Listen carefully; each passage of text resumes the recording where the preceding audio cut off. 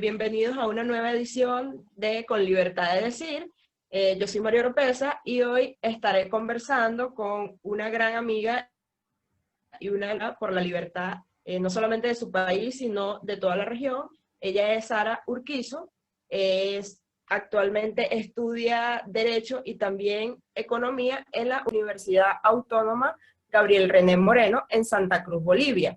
Sara, además de eso, también es coordinadora de Student for Liberty, coordinadora local en su país, y además de eso es dirigente del grupo Innova. Innova es un frente político universitario, de su universidad, y además es creadora de contenido académico a favor de la vida, la libertad y la propiedad privada, tanto de Bolivia como de la región. Entonces, bueno, estaremos conversando con ella sobre cómo ha sido su trabajo, su liderazgo, y además de eso, para conocer un poco más sobre la política actual de su país. Bienvenida, Sara, y un gusto poder tenerte acá en este espacio.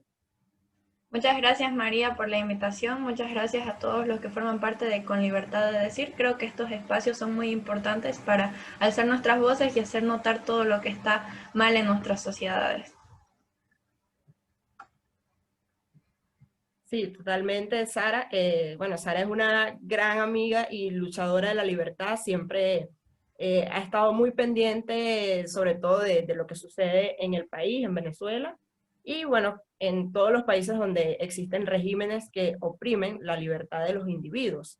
Sara, tú como una luchadora de la libertad, no solamente en la parte académica con Studies for Liberty, sino también desde la universidad, que no es muy fácil, luchar por estas ideas a favor de la libertad en universidades que, bueno, que en su mayoría, al menos en Latinoamérica, son, digamos, secuestradas por grupos de izquierda. Yo quisiera que nos comentaras un poco cómo ha sido tu experiencia en ambos espacios, tanto en lo universitario como en lo académico. ¿Cómo ha sido luchar por las ideas de la libertad en tu país? Mira, tu pregunta es muy interesante para comenzar porque creo que el grupo en el que manejo todas estas ideas que quiero difundir nació justamente con este deseo, esta pasión de poder dar la batalla cultural en un campo que es muy interesante, es el campo de los jóvenes y en el campo donde se supone que es nuestra casa de estudio. Yo parto de la idea de que siempre las ideas de libertad se han fundado en las casas de estudio, en las cunas. Por ejemplo, cuando los libertadores de Sudamérica quisieron llevar estas ideas por la libertad para la descolonización, muchas de esas ideas nacieron en las universidades como en la San Francisco Javier de Chuquisaca, que, que siempre fueron donde se estaban debatiendo estas ideas, y justamente eso es lo que quiero reivindicar de las universidades, en un lugar donde se pueda debatir ideas que te puedan llevar a sociedades abiertas, sociedades más libres, y no un lugar donde la gente no vaya realmente con esta iniciativa, con esta esperanza, con esta hambre y sed de estudiar más y de adquirir más conocimiento. Entonces, con toda esta iniciativa nosotros fundamos un grupo universitario que se llama Innova, que actualmente ya tiene mucho alcance, muchas actividades académicas por detrás. Nosotros utilizamos este instrumento político como una herramienta para llevar fines académicos. Es decir, que nosotros utilizamos la política universitaria porque en muchas universidades públicas, estatales, que debe ser lo mismo en toda Latinoamérica, evidentemente los dirigentes estudiantiles se escogen mediante votación. También los dirigentes eh, docentes, todo lo que son rectores, todo lo que son jefes de carreras de las universidades, se escogen mediante votos en las universidades. Y justamente nosotros utilizamos este instrumento político, pero para llevar academia, para llevar las ideas por la libertad dentro de una universidad con 100.000 estudiantes y que nosotros consideramos cuna de lo que queremos hacer, fundar las ideas por la libertad en Bolivia. Me parece buenísimo. Quisiera saber si durante ese, digamos, en ese camino de ustedes universitarios, en esa lucha, nunca han temido o han tenido algún tipo de amenazas por su integridad física. Digo, porque bueno, no quiero comparar, por supuesto, el caso venezolano con el boliviano, pero sí, ambos han tenido regímenes socialistas. Ustedes ya, afortunadamente, ya están saliendo de ese régimen, pero en el caso de Venezuela, es muy difícil en las universidades públicas difundir las ideas liberales porque, bueno, evidentemente los grupos de izquierda son bastante violentos. ¿Alguna vez ustedes han tenido ese tipo de experiencia en alguna universidad, o bueno, en la tuya, en tu caso, allá en Bolivia? Mira, el año pasado las cosas sí se pusieron un poco turbias, sobre todo porque muchos ya conocen esta historia que ha pasado Bolivia en el que tuvimos 21 días de paros después de una elección que fue el 20 de octubre, en las que un régimen dictador como el que fue el de Evo Morales nos hizo fraude en unas elecciones y tuvimos que salir a las calles protestando y paralizando toda la economía y paralizando toda actividad del país eh, para protestar en contra de esto y para que esto no pueda, para que este partido político no pueda abarcar más de lo que ya tenía. Entonces, esta lucha fue justamente liderada por jóvenes, muchos estudiantes, y te puedo decir que personalmente no lo he vivido, pero he visto muchos casos en el que personas a las que yo conocía han sido arrestadas injustamente por la policía o han sido atacadas por estas hordas de masistas, que eran los seguidores del MAS, que ciegamente iban ciegamente iban a tirar ya petardos o eran grupos violentos que directamente iban a atacar a la población para tratar de para causar disturbios, para causar violencia. Entonces, como te digo, personalmente no lo he vivido, pero sí he visto que muchos jóvenes lo hemos pasado, muchos jóvenes inclusive de Santa Cruz, de nuestra ciudad, tuvieron que viajar hasta La Paz, que fue donde la cosa se puso eh, más difícil, porque ahí Más ya, fuerte. Ujú. claro, hubo hasta casi un enfrentamiento en los que si la policía no se volcaba para nosotros iba a terminar y desencadenar en una posible guerra civil. Entonces, más bien se podría decir que la lucha de los 21 días que estuvimos paralizando el país fue pacífica de nuestra parte, tratamos de no llevar esto a las armas y creo que lo hemos logrado en gran medida a lo que se creía que iba a pasar, ¿no? Sí, de hecho, creo que toda la región, muchísimo eso de Bolivia, principalmente porque, bueno, se mantuvieron firmes en el objetivo y lo lograron, que bueno, además de eso, han logrado salir del régimen dictatorial de Evo Morales. Y quisieras que nos comentaras también un poco cómo ha sido esa transición. Hoy tenemos, bueno, tienen ustedes a una presidente, mujer además, pero ¿cómo ha sido la transición? ¿Qué se ha hecho? ¿Cómo lo evalúas desde tu punto de vista? Mira, si bien hemos tenido una transición democrática y hemos tratado de hacer todo bajo la ley, hoy en día ya nos enfrentamos con un nuevo panorama, todo esto de la cuarentena y el COVID tal vez afectó a muchos países más de lo previsto, pero ya nos encontramos con un nuevo panorama en el que el 18 de octubre por, vamos a votar por algún partido político para que ya se quede no como transitorio, sino un, como un gobierno titular. Entonces, hay ahorita un panorama en el que el MAS sigue teniendo todavía un voto duro porque la sigla del MAS sigue vigente con otra persona, pero sigue ahí, sigue todavía teniendo apoyo. Entonces, creo que no es momento de celebrar para Bolivia aún. Creo que todavía tenemos una lucha por delante, no solo por sacar un partido político,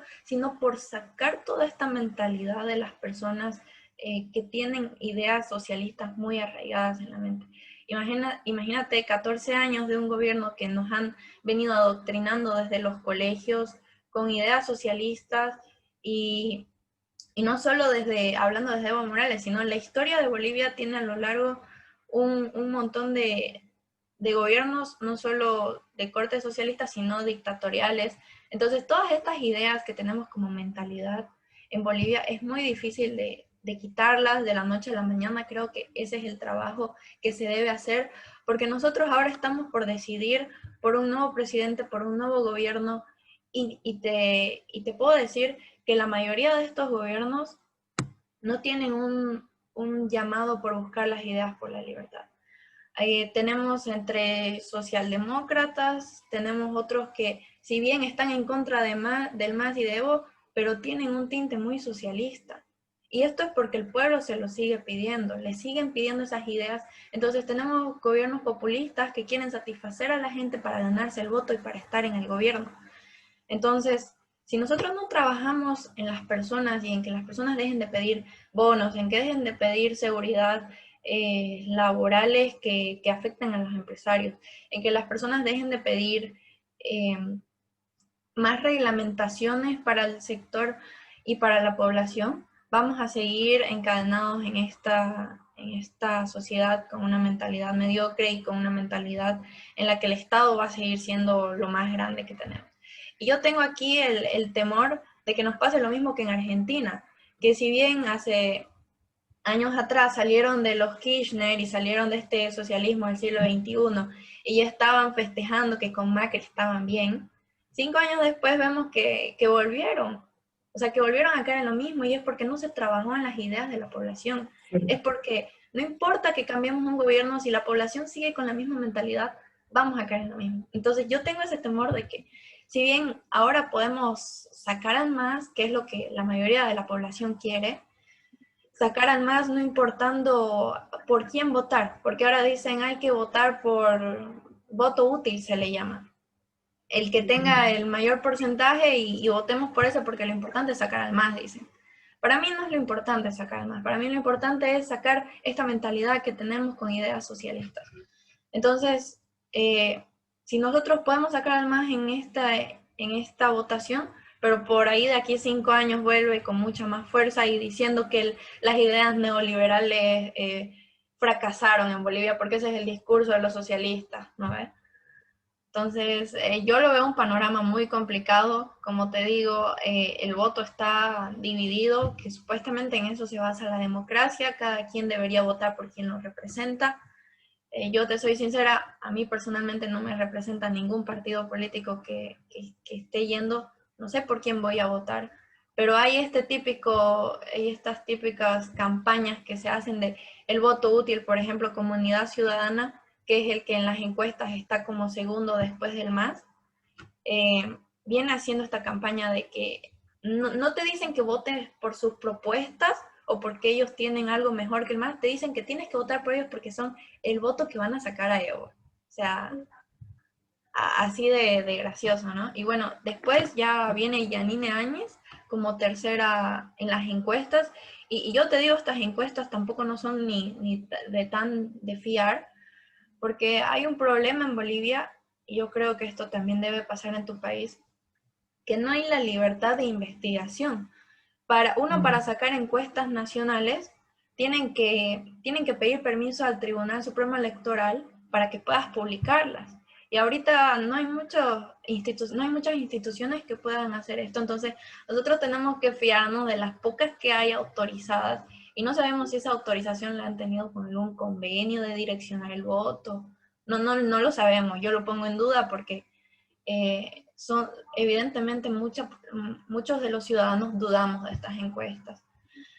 Pero aún así es lo que hay. Supuestamente el MAS sigue ahí a pesar de todo, y bueno, tenemos, como te digo, a la actual presidenta tenemos de tercera en las encuestas, y tampoco ha subido mucho su porcentaje ni ha bajado, todo sigue igual, el voto está muy dividido, está todo un caos, la verdad, el panorama electoral. Y he visto, bueno, ¿cómo evalúas? Porque me estás diciendo que la presidenta actual, la presidenta de transición, va de tercera en las encuestas, que la cual ella al principio había dicho que no iba a ser candidata, pero que aparentemente ahora sí va a ser candidata. ¿cómo evalúas más o menos su gestión? Yo vi hace poco unas publicaciones tuyas donde cuestionabas unos bonos que se les estaban dando a la ciudadanía, lo cual a mí me hizo clic de una con lo que está sucediendo en Venezuela, porque bueno, Venezuela es un país que vive de bonos prácticamente, ¿no? Aquí te dan bonos por parir, por lo que sea. Y que evidentemente es una medida populista porque no saca a los ciudadanos de la pobreza, sino que los mantiene en ellos, ¿no? Entonces quisiera que nos explicaras un poco cómo es esa medida, porque no quisiera pensar que en otros países estén aplicando las mismas populistas y socialistas que han llevado a Venezuela a la pobreza y a la destrucción. Mira, lamentablemente el gobierno de transición y todo lo que hemos pasado justamente se dio en una época muy difícil, como lo fue la pandemia, que no solo nos ha afectado a nosotros, sino al mundo entero. Entonces, todas las políticas que se han llevado a cabo hasta ahora por parte del gobierno transitorio se ampara en justificarse con la pandemia, diciendo que, ok, nosotros estamos dando bonos, pero es porque en la pandemia hemos sufrido una crisis económica y se necesita.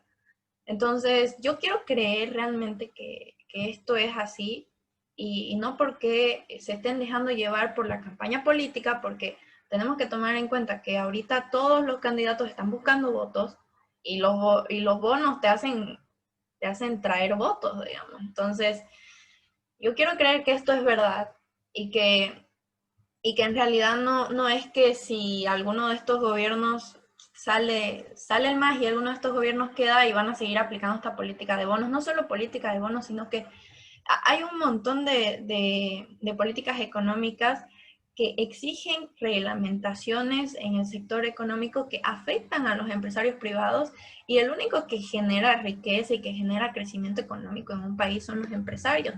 Y ahorita son los más golpeados, los más afectados. Y a ellos, por ejemplo, no se les ha dado ningún solo apoyo, supuestamente un diferimiento de créditos, que es que solamente te van a aplazar un poco tu deuda, pero seguís teniendo la deuda como empresario. Entonces, un montón de empresas se han cerrado en esta época. Yo paso por el centro de la ciudad y veo un montón de locales en alquiler. Es triste ver un panorama así porque ves como que tu sociedad se está destruyendo.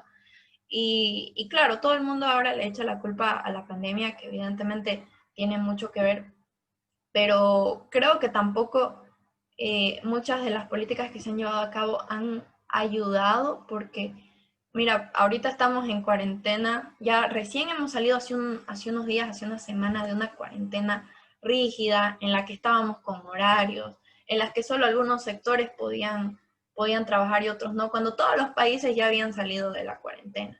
Y yo sé que la gente tiene miedo y que la gente tenía mucho temor de esa enfermedad, pero sin embargo también hay otras cosas que nos pueden traer mal y es la pobreza. Porque si las personas no tienen ni siquiera para comer, ¿qué se van a estar preocupando del COVID o de una enfermedad? Es más, si te enfermas, si no tienes el dinero para ir al hospital, si no tienes el dinero eh, para poder alimentarte bien, o si no sales afuera a la calle a hacer ejercicio, es mucho más difícil que puedas salir de una enfermedad como el COVID. Entonces, por ese lado, aparte, se han aplicado una política de bonos para supuestamente reactivar la economía. Fíjate que estas doctrinas que siguen las corrientes socialdemócratas nos dicen que la economía se reactiva con esta implementación de bonos y que además muchos del partido de los demócratas decían que solamente se iba a dar bonos por una sola vez, pero ya hemos visto que se están dando varias veces y siguen los bonos. Y yo quiero creer que ya no se van a dar más, pero espero que de aquí a un mes no nos salgan con otro bono, ¿no?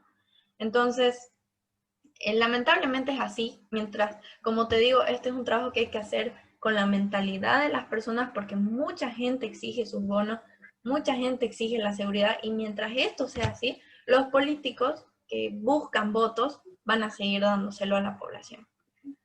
Entonces, es un poco complicado evaluar el panorama o como te digo, la gestión del gobierno transitorio, más que todo porque no es realista en el sentido de que justamente nos afectó una crisis que Claro. nos hace tal vez tomar distintas vías o no los hizo actuar como tal vez en realidad deberían haber actuado, ¿no? Totalmente. Creo que bueno, todo lo que ha pasado ahorita, más que está en plenas campaña presidencial, porque bueno, vienen elecciones, entonces tienes por un lado el sistema socialdemócrata que está allí, que no se quiere ir, a pesar de que ya salieron de Evo, pero que sigue el sistema allí, y por otro lado también tienes la pandemia, y además de eso, tienes los datos populistas que están buscando votos, ¿no? Ahora, hablando de ese panorama, porque evidentemente no queremos que vuelva un Evo Morales al poder en Bolivia, que por supuesto afecta a la región, hemos visto que, bueno, casualmente el día de ayer eh, aparece que Evo Morales está inhabilitado para ser candidato presidencial en Bolivia, pero que además de eso, también han habido algunas acusaciones en los días recientes sobre donde lo vinculan con abuso sexual de menores. Quisiera saber más o menos cómo evalúas eso. ¿Tú crees que a pesar de esas acusaciones y a pesar de que evidentemente Evo está inhabilitado para ser candidato, y por supuesto todo digamos, lo que tiene de los actos de corrupción, lo que hizo su mala gestión en los años que estuvo en el poder en Bolivia, ¿tú crees que a pesar de eso, los personajes de Evo puedan volver al poder allá en Bolivia? Mira, es interesante lo que me preguntas porque justamente ayer, como dices, se logró inhabilitar a Evo. En realidad, esta es una... Evo Morales en febrero de este año había puesto había querido participar como primer senador por Cochabamba, una de nuestras ciudades, para las próximas elecciones que se vienen. Y bueno, el tribunal había denegado su solicitud, pero Evo Morales hizo una apelación como segunda instancia y eso justamente estos días se estaba viendo en el Tribunal Supremo Electoral para ver si se inhabilitaba o no se inhabilitaba. Estábamos en la incertidumbre porque habían dos vocales que estaban, uno que decía que sí y otro que decía que no, entonces se tuvo que recurrir a una persona dirimidora. Ayer se hizo una sesión en la que ya se inhabilita Evo. Muchas personas se alegraron con grandes razones porque ya no va a estar Evo Morales, que es una persona que ha hecho tanto daño a nuestro país. Pero a mí me impresionó porque primera vez que veo, bueno, no te puedo decir primera vez, pero es una de las veces en las que yo dudé mucho del sistema porque nuestro sistema judicial, nuestro sistema electoral, siempre nos ha dado decepciones, siempre nos ha dado fallas. Entonces es como que ver que esté actuando conforme a ley y como corresponde es impresionante. Decir, ah, bueno, hay algo de esperanza todavía.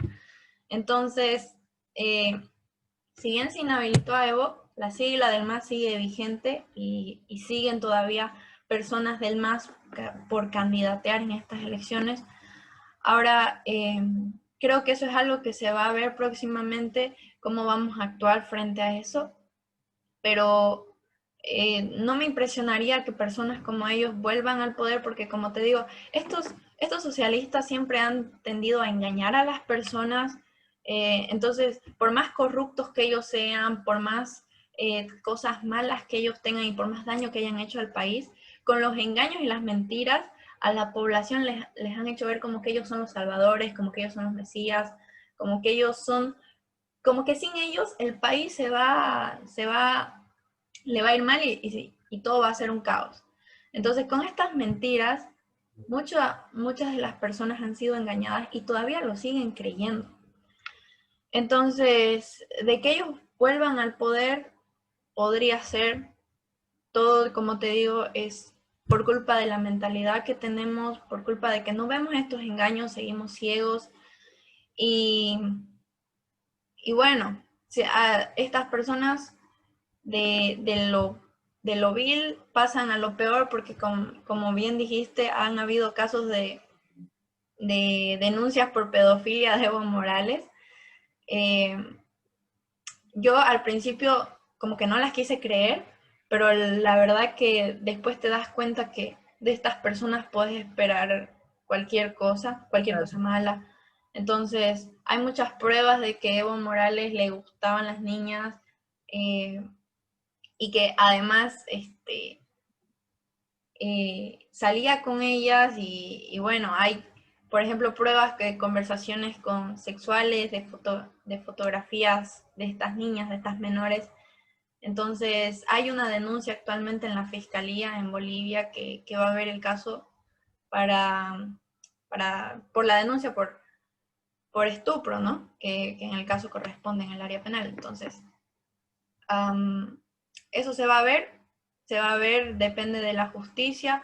Como te digo, se tienen que analizar las pruebas, pero la verdad que nosotros no es como que ya nos deberíamos impresionar como yo lo hice al principio, porque la verdad que de estas personas que han robado dinero de Bolivia, que no les ha importado matar a gente que se ha opuesto a su régimen, que no les ha importado nada de nada la ética en todos sus mandatos, porque lo único que les ha interesado es el poder, podemos esperar cualquier cosa mala de estas personas. Y creo que todo esto, si bien les ha reducido un poco su voto duro que tenía Evo Morales, pero sigue estando ahí las personas que lo apoyan porque todavía no se ha trabajado en sus sectores. Hay que trabajar más allá de solo cambiar el panorama político, sino de cambiar el panorama que afecta a nuestras formas de pensar y a nuestras formas de tomar decisiones. Totalmente, totalmente de acuerdo. Y más porque, bueno, en, en Venezuela no hemos logrado salir de los que usurpan el poder, pero hubo un momento en el que, bueno, que Chávez murió y evidentemente fue reemplazado por Nicolás Maduro. Muchos pensaron que ya por fin íbamos a ser libres. Bueno, la verdad es que eso demostró que si no sales, puedes cambiar las personas, pero si no sale del sistema, evidentemente vamos a seguir sumergidos en la crisis y bueno, criminal. Bueno, la verdad es que me ha encantado muchísimo esta conversación, que bueno, creo que nos diste, estoy segura que a las personas que van a ver este video también nos aclaraste muchísimo el panorama de lo que se está viviendo actualmente en Bolivia. Y yo quisiera que le envíes un mensaje, sobre todo a la juventud, no solo la universitaria y la académica, sino incluso también quienes digamos, nos dedicamos más a la parte política, activista, partidista, eh, que le den un mensaje a ellos, sobre todo a los que vivimos bajo regímenes que todavía son, bueno, regímenes dictatoriales, tiránicos, como el caso de Nicaragua también, como el caso de Cuba, de los mismos venezolanos, y por supuesto en tu propio país, bueno, que a pesar de eso siguen luchando para poder lograr que las ideas de libertad lleguen al poder y transformen nuestros países en lo que queremos. ¿Qué mensaje les puede dar a ellos? Y sobre todo de motivación y que si es posible de compartir la lucha y dar la toalla.